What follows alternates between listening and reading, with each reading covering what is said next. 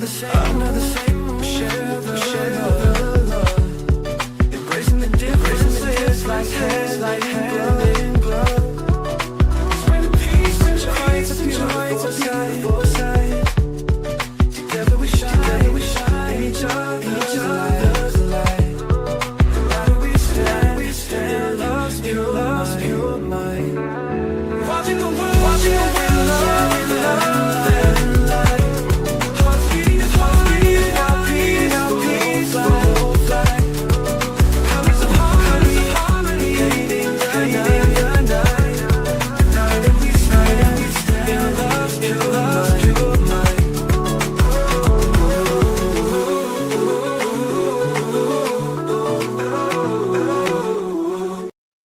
Welcome back, everyone. Thank you for tuning in to Watching the World.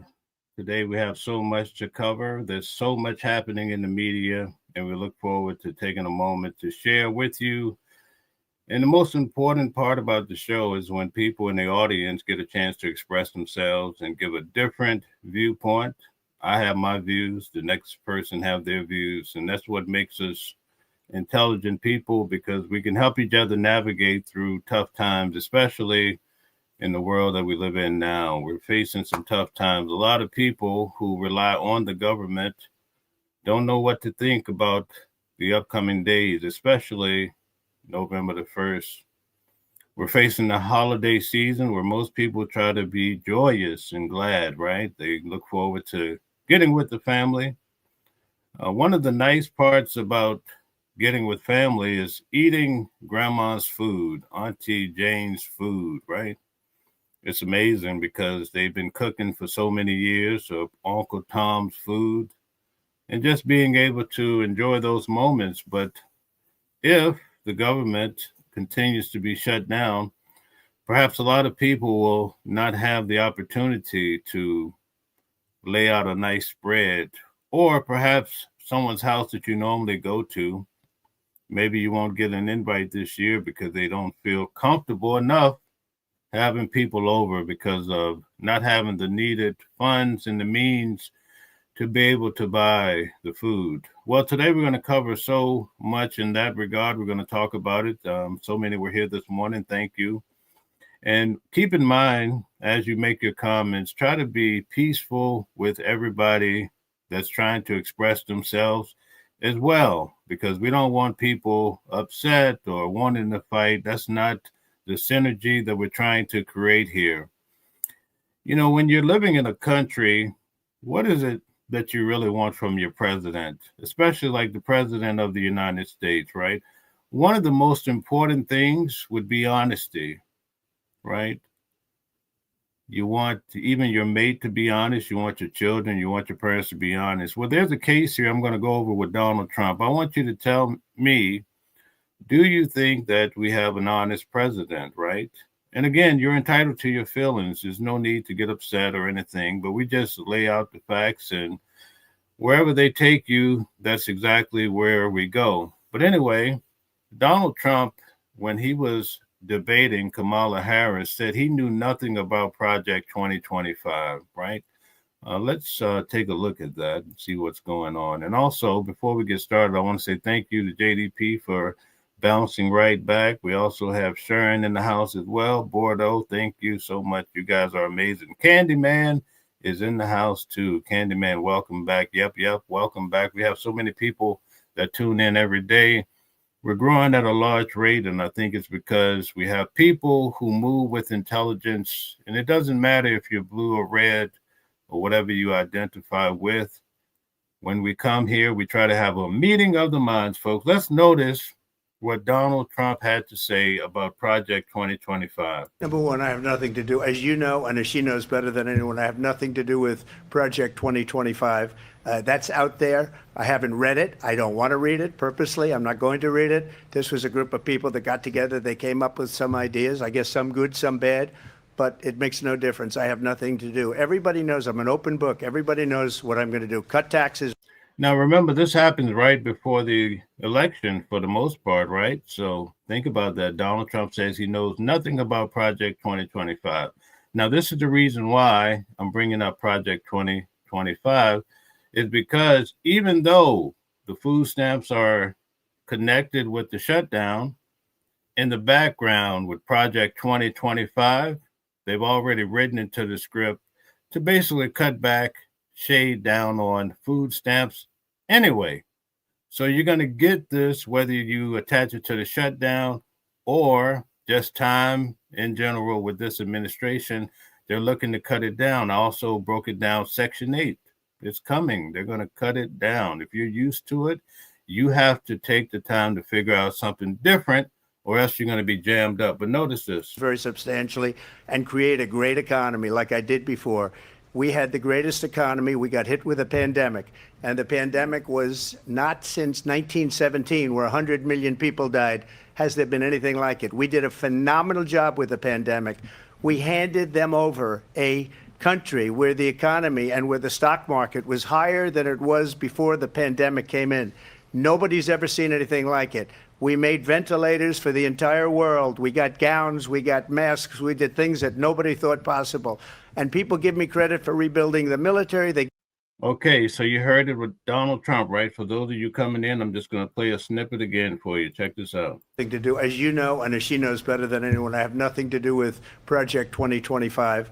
That's out there. I haven't read it. I don't want to read it purposely. I'm not going to read it. This was a group of people that got together. They came up with some ideas, I guess some good, some bad, but it makes no difference. I have nothing to do. Everybody knows I'm an open book. Everybody knows. Okay, so the president of the United States is the open book. He had nothing to do with it, folks. He wouldn't dare have a thing to do with it. But check this out. And keep in mind what you just heard, right? Use your own thinking faculties, right? Vote in the Senate today to reopen the federal government, but there's no indication that any minds have changed overnight. Republicans in the Senate today will try once again to pass a measure to reopen the government under current spending levels as Democrats hold out for more health care subsidies. Meanwhile, President Trump is trying to figure out what permanent government cuts should happen and how many employees should be let go. It's likely going to be in the thousands. It's a very good question, and that's something that the Office of Management and Budget and the entire team at the White House here, again, is unfortunately having to work on today. The Senate vote today will be the fourth time Republicans have tried to pass their temporary spending bill, and it's likely to be the fourth failure. President Trump now publicly backs Project 2025 as he proposes using the shutdown to slash the size of the federal workforce. The president said he would meet with his budget director, Russ Vought. You see that? Did you guys catch it? Let's go back for those who may not have heard it. Failure. President Trump now publicly backs Project 2025 as he proposes using the shutdown to slash the size of the federal workforce. The president said he would meet with his budget director, Russ Vought, to discuss potential. Now, Russ here, you see that Russ Vought? He is actually the author of Project 2025. First thing Donald Trump did when he came into office, he appointed this guy, right, to run the department. Lo and behold, he knew nothing about Project 2025. Remember the last video, he said, oh, just a group of people. They have some ideas. I don't want to know. Folks, if you don't see the connection and how this is all by design, then there's nothing more I can tell you. Spending cuts to Democrat agencies if they'll be permanent. Vought co-wrote the Project 2025, which the president previously distanced himself from during last year's campaign run. The conservative blueprint laid out a massive overhaul of the federal government, consolidating power in the executive branch, curbing immigration, and reducing the size of the federal workforce. House Speaker Mike Johnson says that the shutdown gives the president and the budget director power to determine which personnel and policies are essential and which are not. Journalist Mario Guevara reportedly is set to be deported to his home country of El Salvador today. Guevara has. Okay, so there you have it. So that sets the stage for the rest of the show to help you kind of come to your own conclusion about what we're really learning from our different departments of government. Let's get now to the whole idea that Steve Bannon has said that Donald Trump could be president again in 2028. So follow this whole line of reasoning. But before we get started, I'm going to go through some of the comments. And guys, if we have some trolls in the comments, we could nicely just time them out if they're disrespecting people. But for the most part, I like to keep people around. Victor says recent U.S. economy numbers show a rebound in GDP growth to 3.8% in quarter two 2025, an increase of 0.6 in the first quarter. Okay. Pam says, what a joke. Okay. All right. Let's see who else we have here. Professor Oak is back, says the president's net approval rating is down 18%, 1.3 points since last week. Okay, thank you very much. We have Eric here. Thank you, Eric, for all you do. Eric says, enjoy the live stream, everyone, and share. Okay.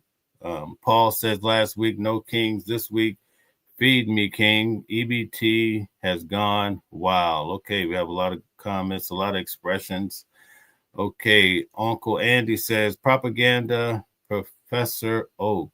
Okay, Nico, thank you for being here as well. Says the government is run by 1% and has been since the 1960s early. Okay, Victor says, Dems want $200 billion that we Americans have to pay for illegal immigrants. Blame the hoodwink Dems. Okay, yep.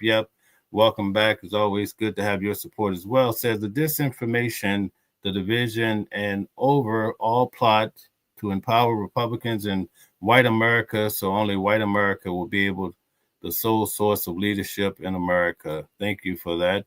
Aryan says Project 2025 is set to destroy the government and the nation. Okay, let's get to whether or not Donald Trump can be president again in 2028.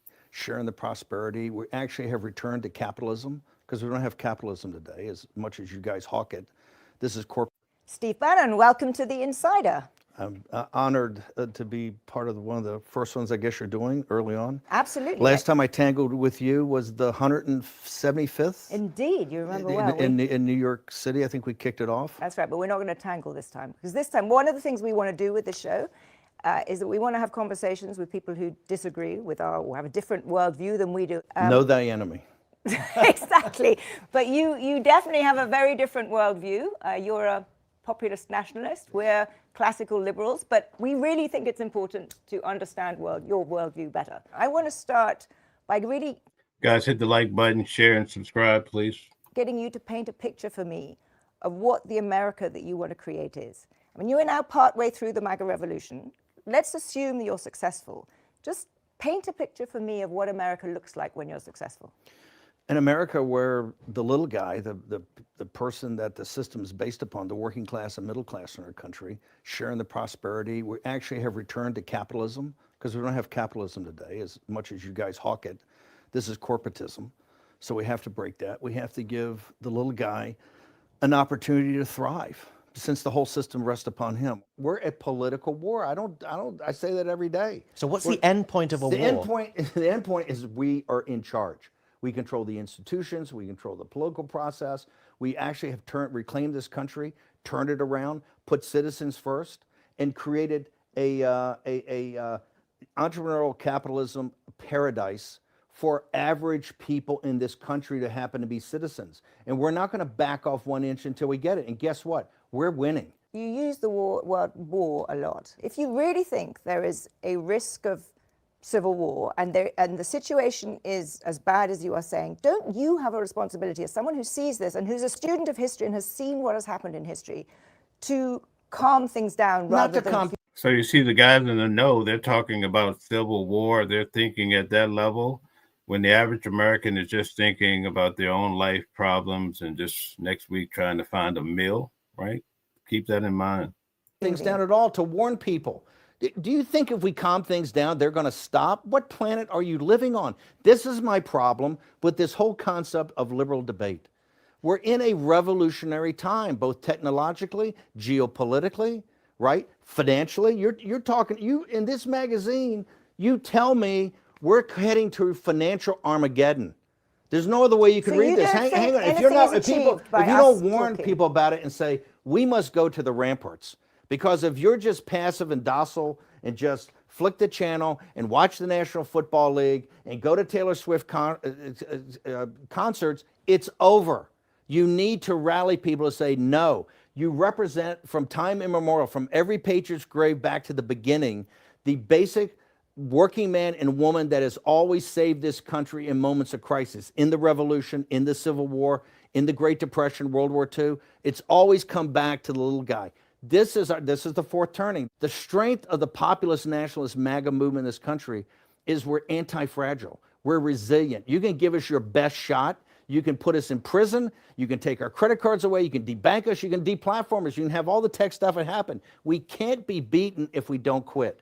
And if that takes hot rhetoric, you ain't seen nothing yet, because we're now getting into the middle of this fight, and we're never gonna kowtow to these people. We're never gonna get on. So I have a question for you. Who do you hear on the Democratic side talking like this, right? Who do you have leading the way? Name one leader of the Democratic Party. These guys are working every day for their mission.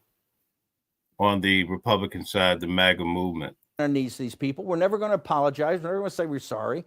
All we care about is victory begets victory begets victory, and we know that we're ascendant and they're in decline. So, Steve, when you look at history and you map the lessons of history onto the situation today, the crisis we're in today, is it your belief that the only way through this crisis is through some sort of conflagration, and if so, do you think your role is to accelerate that, to bring it out so that it happens fast and you come out on the other side better and faster, or is it to stop? Is it to stop the crisis? Is it a belief that actually, you know what, we can work to stop the crisis, and actually change is better brought about through evolution rather than revolution? This was not evolution. I think that to avoid actual civil conflict, which I think you're seeing right now, the beginning of the harbinger of it, if you want to stop that, you have to bind together tighter. We, as a populist nationalist movement, as a MAGA movement, we need to do like the redistricting fights. We need to get, this is why I was down in Texas, we need to get the House in a situation that is permanently defendable by the MAGA movement, right? So it's a blocking mechanism. And take that, like I said, you move a maximalist strategy with a sense of urgency, and you seize the institutions. And that's what we're doing right Steve, now. I don't see how that is a recipe for diffusing this crisis. I think that what happens is when people feel shut out of power and interest groups cannot get representation and cannot get an input into the way that policy is made, that's precisely when you end up with civil war. I disagree. Because there is no alternative. Because I think the mechanism will be that people in the Democratic Party will adjust and change, say, hey, we actually have to start winning elections, and we have to have a message that can resonate with many Americans, that we can start getting back control of the House of Representatives, we can take the Senate, and most importantly, we can take the presidency. I think you will see I think that you'll force the Civil War to be inside of those guys, and they'll say, these radicals are saying violence, and we have to seize the institutions, seize them, and then purge them. We seize the institution, purge them, and that's why you've got guys, it's not the Doge crap, this is serious people like Russ Vought and others. Most people are concerned about food, right? And these guys are talking about civil war. There's no comparison. Spent years thinking this whole plan through. We must strike, and we must strike now. I know all the haters hate it, but this is the age of Trump. He's totally redefined politics and power in America. And how did he do that? With no political training, because he was a populist and he was a nationalist at the very moment that if you didn't have populist nationalism stopped the managed decline of the country by the elites of the nation. And does he need a third term in order to see that job through? Well, he's going to get a third term. So Trump 28, Trump is going to be president. Pay attention. 28, and people just ought to get accommodated with that. So what about the 22nd Amendment? There's many different alternatives. At the appropriate time, we'll lay out what the plan is, but there's a plan, and President Trump will be the president in 28. We had longer odds in 16 and longer odds in 24 than we got in 28. And President Trump will be the president of the United States, and the country needs him to be president of the United States. We have to finish what we started. And the way we finish it through Trump is a vehicle. I know this will drive you guys crazy, but he's a vehicle of divine providence. He's an instrument. He's very imperfect. He's not churchy, not particularly religious, but he's an instrument of divine will. And you can tell this of how he's pulled this off. We need him for at least one more term, right? And he'll get that in 28. You're not driving me crazy. I'm really I'm trying to understand the coherence of the things you've just told me in the. Okay, before we get too far, I'm going to cover some of the comments here, so just bear with me. Okay, Professor Oak says Andy false. Okay. All right, Sharon says Eric Nickerson, I'm fine, thank you. Okay, great, very good. Anonymous says here illegally, you gotta go point blank. Okay, a lot of people feel that way. Uncle Andy says anyone can claim polls. Truth is hard to find. Okay, AI MedSpa is back. Thank you so much. Maryland man will be deported to Liberia, Africa tomorrow. Okay, Paul says illegal is illegal. That's a good point. Paul says, what is it about illegal? Don't you understand, Democrats? Okay. Yep says consolidated power so he can implement the Insurrection Act and the martial law and suspend elections and be king. Okay, so that's what everybody was out there protesting. They're not saying that he's king already, but they say Donald Trump is paving the way to become king. Okay. Gio Wong says, run against Obama. That would be great to watch at the debates. Well, I'm pretty sure they'll come up with a reason why Barack Obama can't run the third time. JDP says, like, share, and subscribe, and turn on your notifications to be notified for upcoming shows. Thank you very much.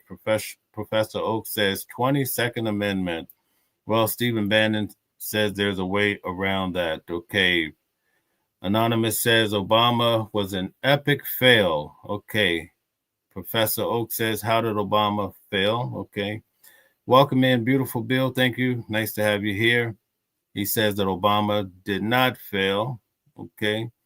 AI MedSpa says, rewatch Steve Bannon movie, Titus, starring Anthony Hopkins. If you're bored, you'll get a sample of his psychology. Okay. He's definitely on the Trump team, and I think he's a silent advisor, but that's just my opinion. Okay. Anonymous says, military taxes, Obama care, no child left behind. Shall I keep going? Okay, thank you very much for that. Sharice, nice to have you here. James agrees. He says he's right. AI MedSpa says maybe Bill Gates with his COVID vaccination predictions. Okay, thank you. Old cards and stuff says Bannon the traitor. Let's get back to it. Last few minutes. On the one hand, you've said the Constitution is fit for purpose. Secondly, you've said that President Trump needs another term, even though the 22nd Amendment makes pretty clear that he cannot have another term. Why does it make that clear? Because he's on his second term already. At some point in time, we will make sure we go through Zanny and define all those terms.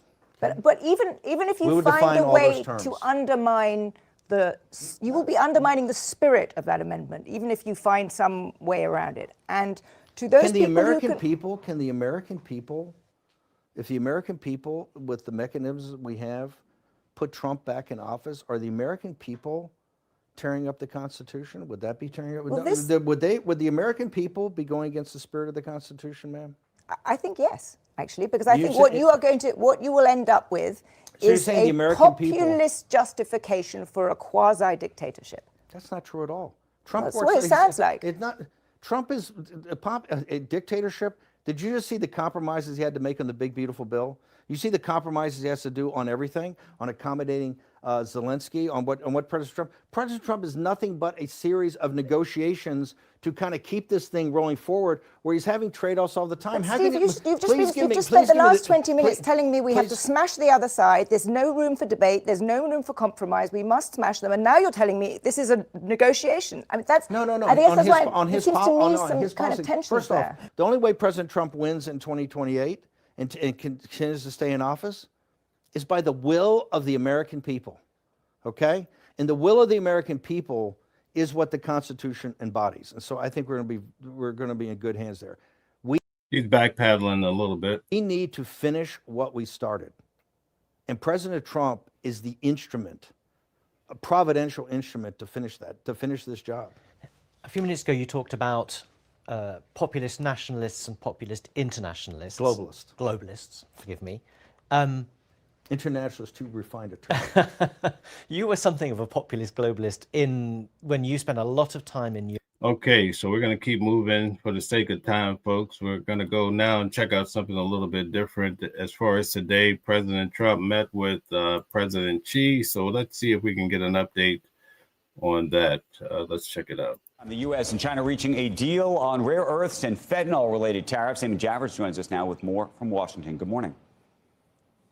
Yeah, good morning, Andrew. The highly anticipated meeting began in an ominous note as President Trump's Marine One helicopter was in the air en route to Busan.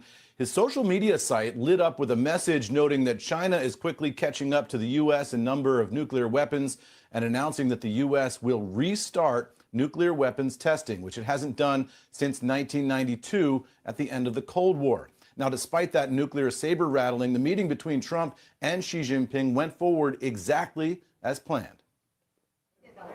We will be having some discussions. I think we've already agreed to a lot of things, and we'll agree to some more right now. But President Xi is a great leader of a great country, and I think we're going to have a fantastic relationship for a long period of time. And for his part, President Xi struck a measured tone in his description of the tensions between the two sides. Given our different national conditions, we do not always see eye to eye with each other. And it is normal for the two leading economies of the world to have frictions now and then. And in the face of winds, waves, and challenges, you and I, at the helm of China-US relations, should stay the right course and ensure the steady sailing forward of the giant ship of China-US relations.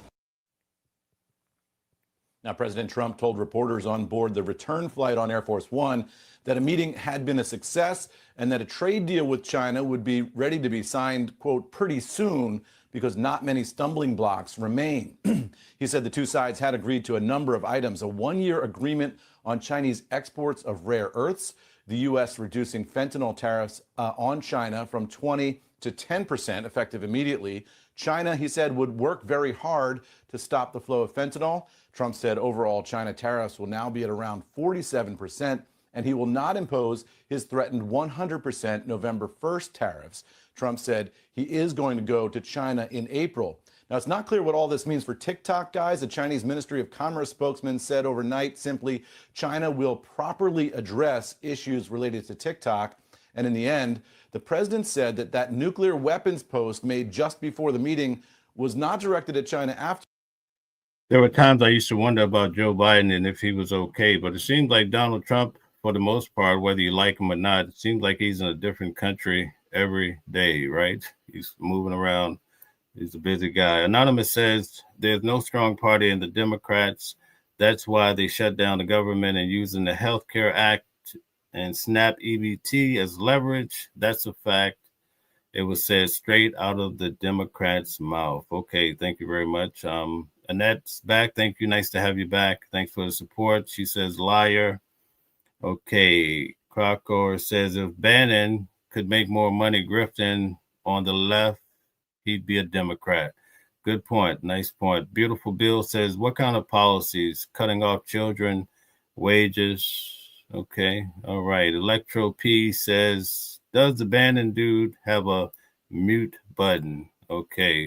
A lot of people feel that way about him, but he's definitely tied into Donald Trump. So I'm often intrigued by what he had to say. Brian says, no, he fling won't, or I guess you're saying he freaking won't. Maybe a bad word, perhaps. I'm not sure. Okay, Anonymous says, go Trump. So we have some Trump supporters in the building. Professor Oak says, there are no alternatives. Okay, not any at all. John, nice to have you here. John Lauderdale says, ideals versus reality. Stop crying and lift yourself up, bro. Not sure who you're referring to. Yesterday, I gave a nice lecture about lifting yourself up by the bootstraps. So perhaps that's what you're implying. Joe Pack says, make America British again. Thank you for the history lesson. Beautiful Bill says, Trump 2028. Okay. And that says he didn't by lying, cheating from people like Steve Bannon. Okay. You can't trust him. Okay. Brian says, divine will. Such horse shit. Okay. Annette says he did it by lying and cheating. Okay. Eric says enjoy your lunchtime break. Okay. Cherie says good video and I will learn from it. Okay. So let's move on. We have quite a bit to cover today. The next subject at hand that we're going to talk about, everybody's excited because Sean Grayson, remember when Sonya Massey was shot by or unalived by the police officer? So let's take a look and see the outcome. I'm pretty sure you've heard about it, but we're going to listen to some of the breakdown. The fiercest defender of civil rights in this country that I know, my brother, Benjamin Crump. Thank you, Ben, for everything that you do, not only for the Massey family, but also for our country and defending people's civil rights. Were you guys happy with the outcome for this case in regards to the police officer? Tell us in the comments. Rights. The Sangamon County State's Attorney's Office. Wow. They delivered the message to this jury, and their message is the one that the jury said, "We rebuke you, Sean Grayson." That's what they said today. This second-degree murder charge, make no mistake, Sean Grayson is convicted of murder. He is a murderer now. This is not the exact outcome the family was looking for. They wanted first-degree murder. And when you boil this case down, it comes down to 4 words. Was Donna a threat? Sonya. Was Sonya a threat? The unequivocal answer is no. She was not a threat. She was never a threat. And that's what was proven in this court. The difference is that the jury found that there was some issue of self-defense. But his self-defense was not found to be reasonable, and that's the difference between the first and second-degree murder. Sean Grayson, we disagree with this. He had the cover of that counter in between him and Sonya. He had the power of a gun. He had the strength of a badge and a shield. And what did he do with that strength and power? He told Sonya, who was holding a pot, "I am going to shoot you in the face." Wow. That, ladies and gentlemen, is indicia of intent. And he carried out his intent, and he shot her exactly where he said he was going to. Not any. Isn't that a shame? And I believe she called the police because of some concerns and ended up being unalived by the police. And I think it was real shady with the pot of water. When you look at the video in slow motion, it doesn't appear that she was casting any water or anything else toward him. Anywhere else, but right in the face. And that's where, as much as we respect the jury and this legal process and the courts and his honor for his instructions and his diligence, we still see it as a first-degree murder charge, notwithstanding the respect that we have for the jury and the process. Sean Grayson had cover. Sonya, 110 pounds in a nightgown, a foot shorter than Sean Grayson. God knows how much less she weighed, did not have cover. All she had was a pot of water, and she thanked Sean Grayson before he came in the house for watching out over her home. I think some of her last words is that she rebuked him in the name of Jesus, and nothing could save her from what happened. Beautiful Bill says, Trump, U.S. Trump, okay. Nate Butcher says, the orange turds going to stroke out before that, Steve, okay. And then speaking about Donald Trump's health, the media about a month ago, every day they were promoting that Donald Trump is sick, showing photos of his ankles, and now you don't even hear that anymore. But we're not hearing as much about the Epstein files, so I guess all of these distractions are taking away from that as well. Rosalie says, he is awesome, spiritual, and kind. Must be referring to Donald Trump. Beautiful Bill, big, beautiful ballroom, big, beautiful Gulf of America. Okay. Professor Oak says 22nd Amendment was written in response to FDR. Okay. Anonymous says we need Ronald Reagan back in the office. Okay. Joe Pack says that lady. Okay. I can't quite make that out. Nate Butcher says dictators and fascist regimes don't work with people, and we the people aren't having it. Okay. Thank you very much for your comment. Nate Butcher says, you know, he will be lucky if he makes it 2 years in office before he strokes out. He's having TIs now. Okay. Joe Pack says Trump and his boss. Okay. Anonymous says, as a military man, I can answer that. as a fact. Yes, he can. So you're saying he could be president for a third time?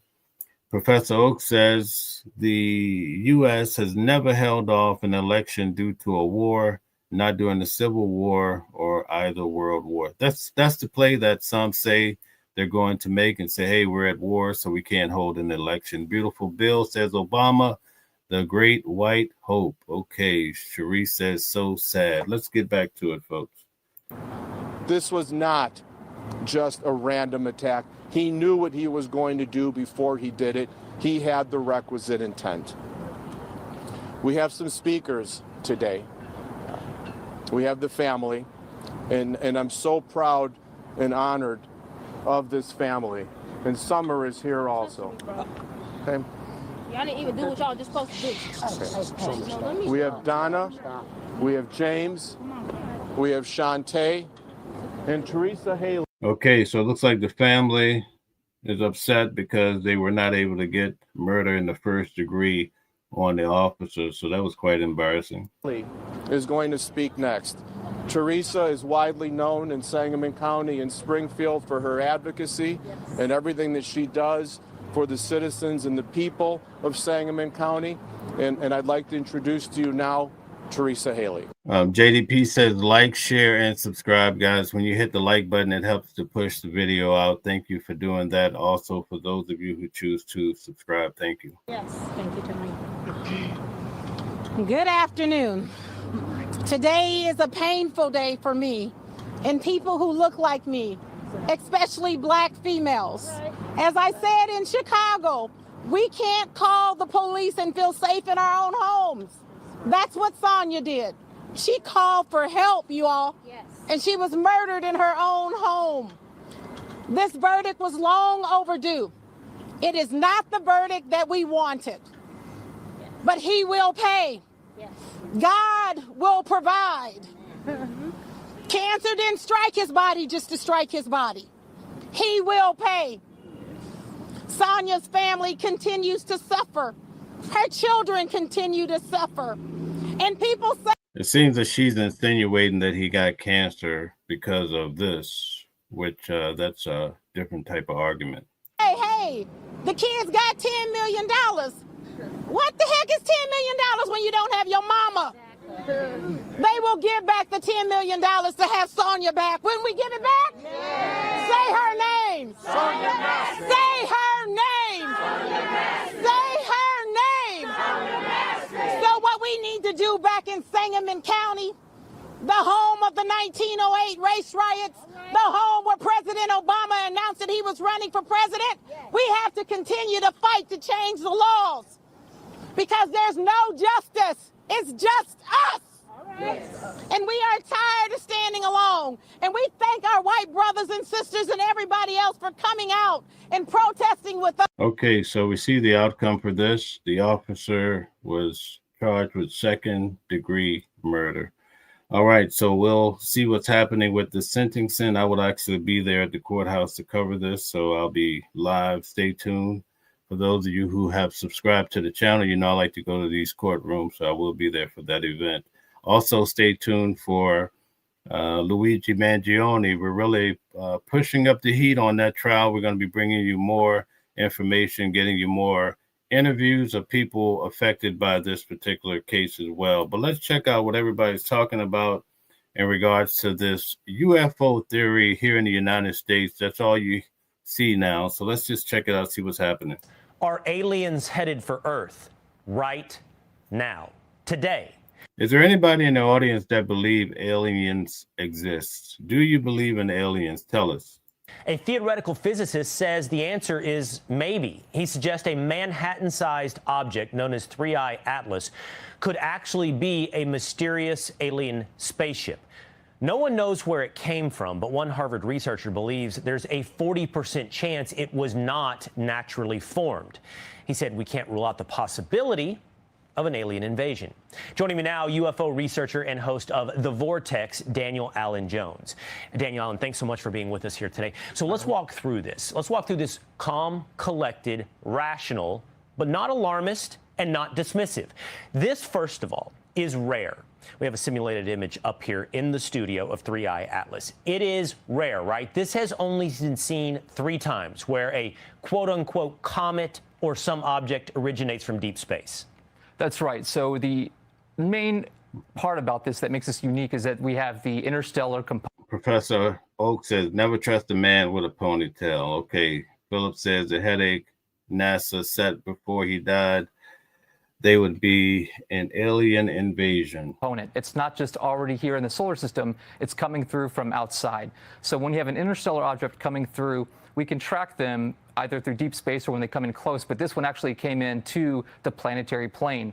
That might be a bit unusual. And as you had mentioned, with Dr. Avi Loeb's claims, we can see that there's a bit of sensationalism behind what's being suggested with this being alien technology. But there are some reasons why he's espousing these ideas. Let's talk about that. There is some unusual observations around 3I Atlas that are leading some people to think, hey, there's a high probability or some level of probability that it's not natural. What are those abnormalities? That's right. So you can look at what has been detected as far as the chemical composition. They seem to think that with some of the plumes around that there aren't a lot of suggestions of water composition, but maybe high concentrations of nickel, which as we manufacture has low concentration. Bruce says, never trust a man behind a microphone at Fox News. All right, thank you. Concentrations of iron, and that's what they're finding. And so Avi Loeb has suggested that because of that, it's possible that this is an artificial manufactured object and that it's utilizing its point right now closest to the sun today as what we call the perihelion as an opportunity to either potentially change trajectory. And so we might see that coming after today, with the next few days, weeks, or sometime here in the near future, if it might change direction. So today it's on the backside, the dark side of the sun. It is being monitored, and this seems to be the moment of truth from what I'm led to understand. If the object changes course or changes speed, that will be an indication that it is not natural? It could potentially give us an idea that there is some way that we can know more about its intentions. If it is artificial whatsoever, if it has any sort of signature, a techno-signature, a biosignature that we can understand.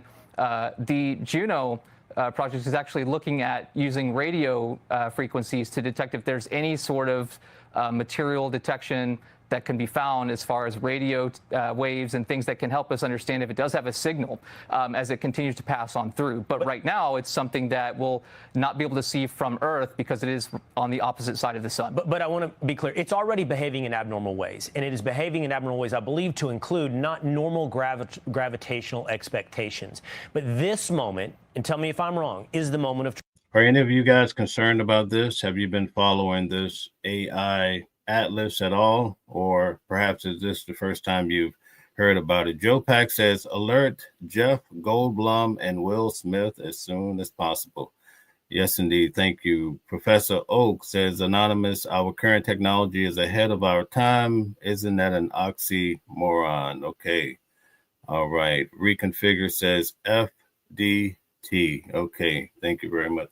Truth. Like, if it behaves the way something we would expect to behave with normal gravitational pull, then we can say, okay, it's a comet. But if it does anything abnormal, that really increases the expectation this is a spacecraft.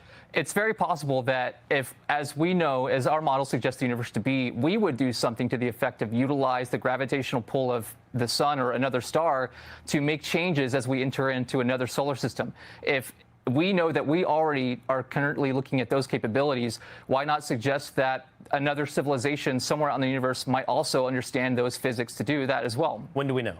I would say today it will be difficult for anyone to really have a good estimate, but leading on into the next few days and weeks, we probably will be able to understand a little bit more about its intentions if it is artificial. All right, and quickly, what do you think? Comet or spaceship? I'm going to have to lean towards a skeptical eye on this one and say comet, but I would love for there to be a way for us to know in society that we're not alone, and it's highly probable we'll find out in our lifetimes.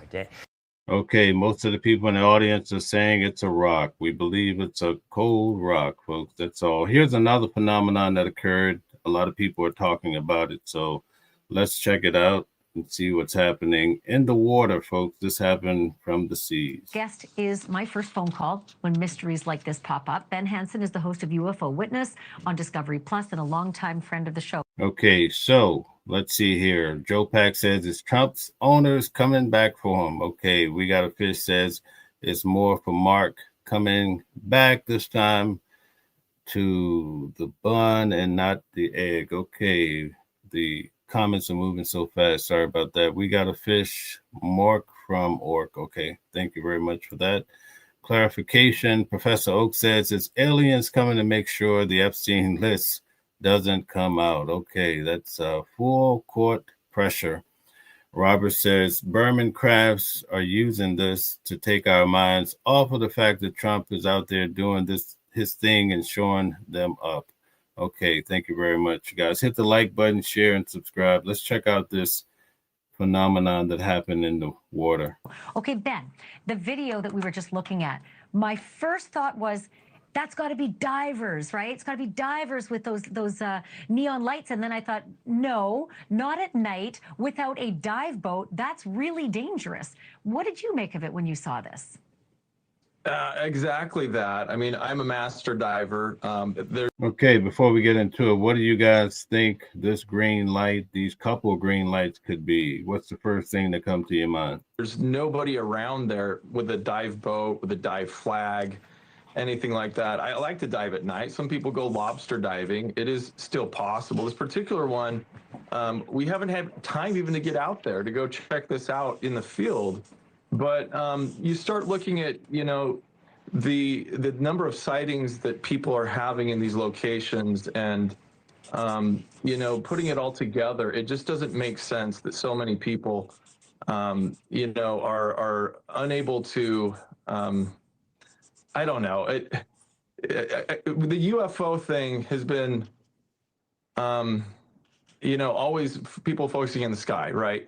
And so it's kind of like now that we're shifting to USOs, a lot of people are wondering if this is a new phenomenon or not, and it really is not. You know, it's the submerged objects have been since the beginning. You know, when we started reporting, remember we had these pilots that were seeing them in the water off of Catalina, and air traffic controllers were telling us that pilots were witnessing this glow, sometimes the size of a city.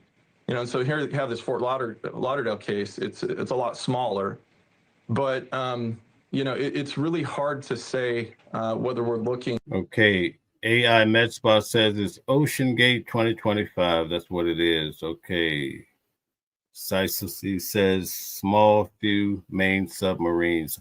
A lot of people feel it's submarines. Robert says there are a lot of things in the ocean that glow. Okay. AI MedSpa says, remember them billionaires and tiny submarines, right? And I believe they passed away, right? At a natural phenomena. These definitely not like phosphorus and algae. It's nothing like that. And it definitely doesn't explain how people are seeing the objects come up out of the water and zip out, and these huge like flaps have been going on for decades. And then the ones that dive back into the water and don't even make a splash, which is also, it just gives the, you know, makes the hair on my neck stand on end. Again, I just want to go back to these pictures.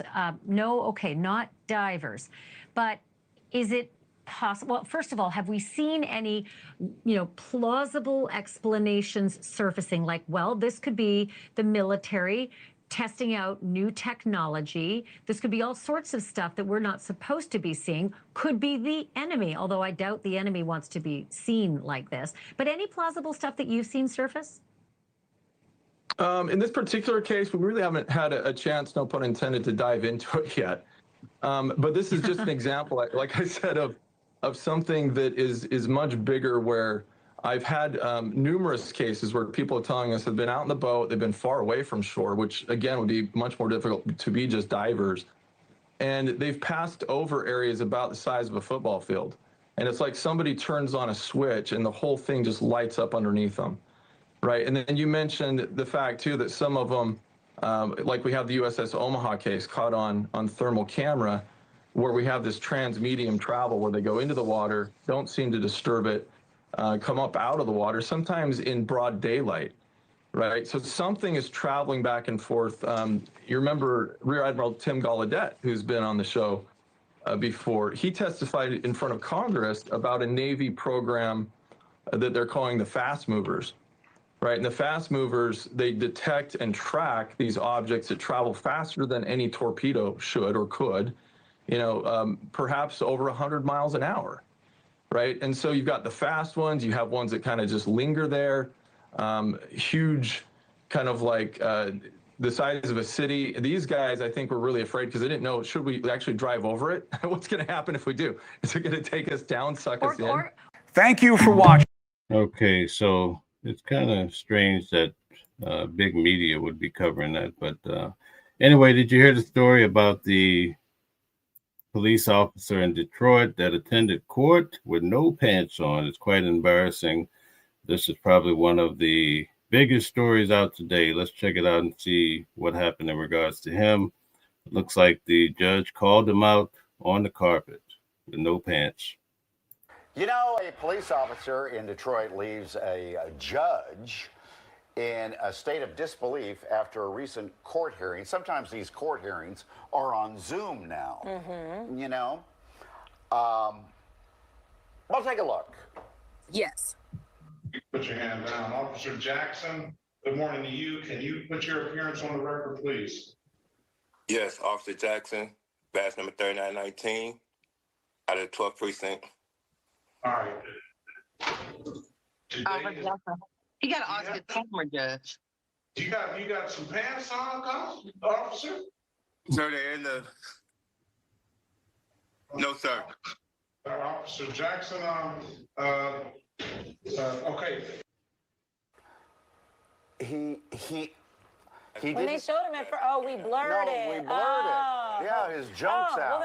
So they blurred it where his pants is off, and you could actually, this is insane. Police officer, I'm pretty sure he's in hot water. How are we supposed to know that if it was blurred and the lower third was over it? Well, what do you want to see, his penis at this point? I'm just saying, the lower third, I just couldn't tell. You think that's normal for someone to just sit there with no pants on the furniture, nothing on at all? That's crazy, right? Do you think the police officers should be held to a higher standard, right? Or when you appear in your home, you get to appear the way you want to. You're not in the official court. Tell us what you guys think. Yeah. Anyway, he didn't have pants on, and the camera was too low. He didn't frame it up before he hit Zoom. Yeah. So. That's embarrassing. Now, I have been on Zoom with no pants on. But you knew to put the frame. Well, yeah, I the framed camera it, in a better, right? Yeah. position. Let me get this out of my mind. Okay, so most of the people there are saying that they don't have pants on when they work from home, you know, the whole Zoom thing. As long as I didn't stand up, I was all right. Yeah. Uh-huh. Now, the times I've been on Zoom with no pants on, oh gosh, you just have to hope the phone doesn't fall somehow. Yeah. You know, all of a sudden, whoa! That would be bad, yes. Good morning, everybody. Okay, all right. So we have one more story that we're going to cover today for lunch, and that'll be it, folks. Sean Diddy Combs is still trying to get out of the jail, which I guess he's heading to prison. So we're going to cover that. He's still struggling. So far, the judges have been telling him no, no, no. Angela says he should remain professional at all times. Okay, thank you, Angela, for your input on the matter. AI MedSpa says doom scrolling. Okay, and as far as the submarine, Professor Oak says Venezuelan drug smuggling subs. Okay, that's what you think it could possibly be. Professor Oak says, Mel, are you wearing pants? Yes, I'm fully suited up. Yes, indeed. Okay, JDP, yes, that's right. Too funny. Okay, all right. Option one says Trump forever. So we're going to hit this last story, and then off we go. Let's see what's happening with Sean Diddy Combs as far as receiving a pardon from Donald Trump. Do you guys think that Donald Trump will let him off the hook with the pardon? Is orbit. Have they had conversations with the Trump administration? Yes. My understanding is that we have reached out. Reached out is one thing. Having a conversation is another. Do you know if there have been active conversations about a pardon? Yes, we've. It's my understanding that we've reached out and had conversations in reference to a pardon. So that was Sean Diddy Combs' attorney there, speaking to CNN's Elizabeth Wagmeister in August. Elizabeth joins me now. So there's some news on this front. You've been covering this Diddy thing for so long now. In terms of when he's going to get out, what do we know? Yes, so news this week is that Sean Combs' prison release date has been set for May of 2028. You remember, Alex, that earlier this month that the judge had sentenced him to just over 4 years. So 2028, obviously less than 4 years. That's because that factors in time served. He's already been in jail for a year. But it's interesting that the news is that there's a release date because his team is still fighting to get him out. They don't want him to be there. They want him at out all. right away. They thought that he was potentially going to get out when he was sentenced. Yes. And you've got a statement from them now. Yes. So literally, Alex, just hours ago, his team filed their latest motion for an expedited appeal. So what this means is, of course, they will be appealing, but they are saying that they want this to happen as quickly as possible. Here's a statement that I obtained from his attorney, Alexandra Shapiro, today. She tells me, quote, Sean has already served more than a year in jail, and we are hoping the court can hear his appeal in time for it to matter.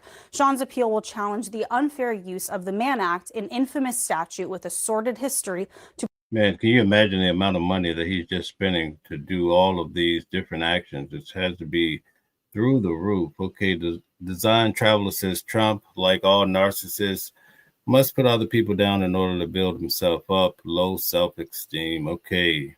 Uncle Andy's back in the building. Thank you so much. Says headlights are on. No one driving. Talking about the green lights we saw in the ocean. Design Traveler says criminals always support other criminals. Okay, JDP says like, share, and subscribe and turn on the notifications to be notified for upcoming shows. Thank you very much. Unc Andy says the holster is getting too much use in prison. Okay. Thank you very much. Gold Digger says her understanding, but the Diddy legal team didn't have the same understanding. Okay, that's right. They were going back and forth. I think Mark Agnifilo says something completely opposite of her. Good point, Gold Digger. Thanks for pointing that out.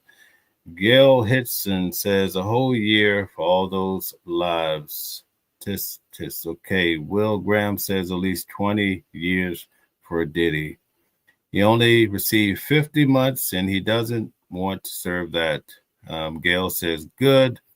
RK says, if Diddy gets pardoned, then there's no justice for the victims. Okay, all right. We have to see what's going to happen in the near future, whether he'll get out or not. prosecute him for sex with consenting adults. So again, they have always maintained that this was consensual, that these are adults. Of course, that is not what the conviction said, and that's not what the judge said when he sentenced him. The judge came down very harsh on him, but they are appealing. So is there a timeline on the appeal or when it potentially could be heard? His team is laying out a timeline that they want this to happen before the end of the year. They want their arguments to be heard in December. As you heard there from his attorney, they know that there is a ticking clock because his sentence is not that long, relatively speaking. He could have been facing life in prison. Now he's facing under 4 years. So we heard in August them.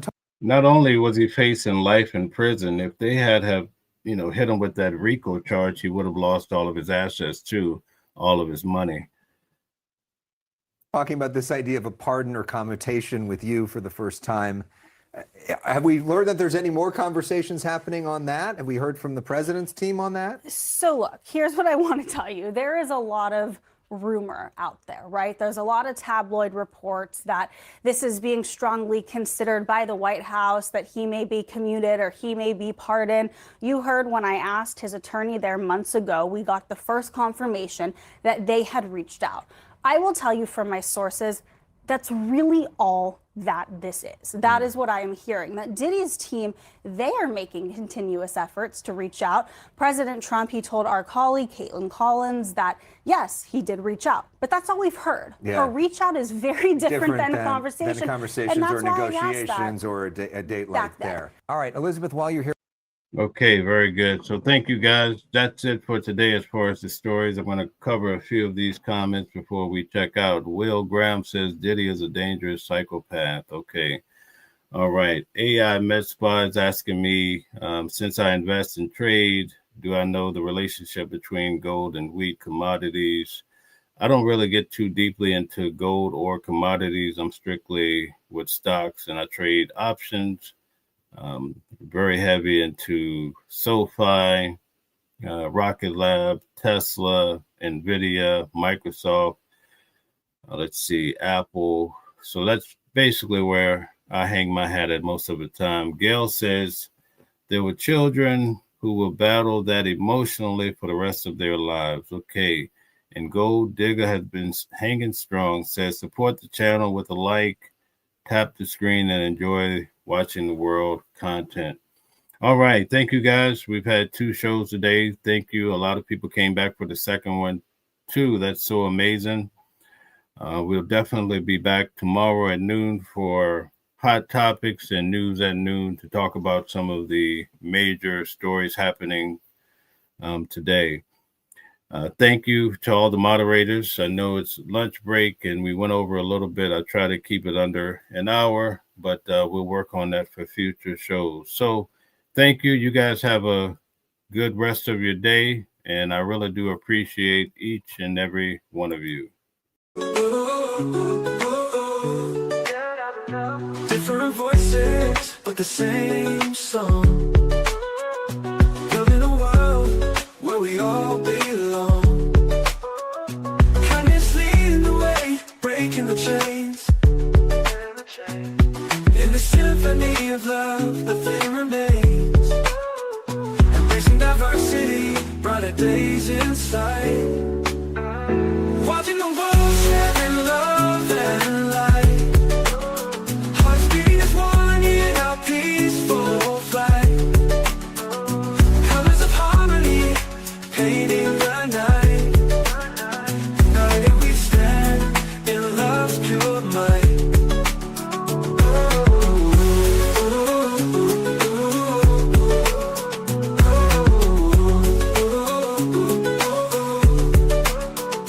Watching the world sharing love and light. Hearts beating as one in our peaceful flight. The colors of harmony, painting the night. United we stand